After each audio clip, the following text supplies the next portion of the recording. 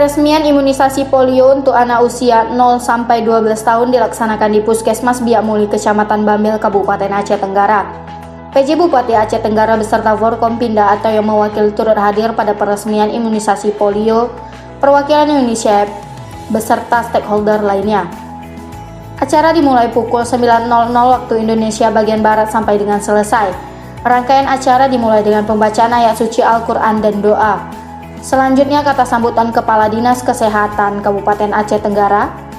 Kami jajaran Dinas Kesehatan berkomitmen untuk dapat memberikan pelayanan terbaik pada saat pelaksanaan Suprit ini, serta kami berusaha semaksimal mungkin agar target capaian 95% yang ditetapkan oleh pemerintah dapat tercapai dalam tempo waktu yang telah ditetapkan.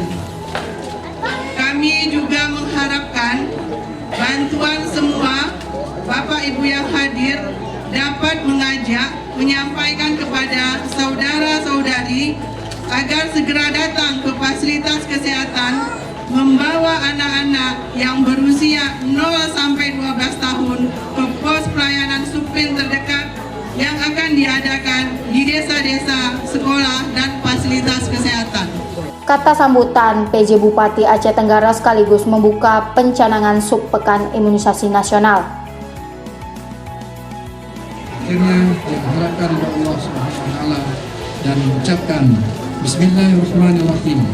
Subpekan Imunisasi Polio Kabupaten Aceh Tenggara untuk anak usia 0 sampai dengan 12 tahun dengan resmi kami nyatakan dimulai.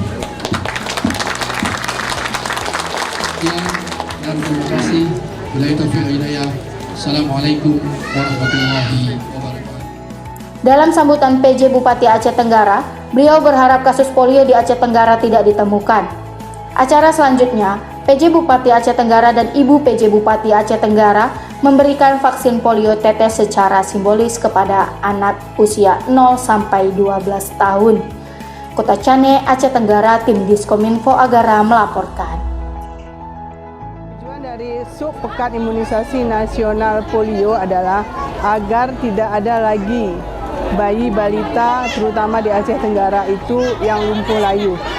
Karena untuk penyakit polio itu sudah seharusnya tereliminasi seluruh Indonesia. Vaksin ini diberikan dari umur 0 sampai 12 tahun.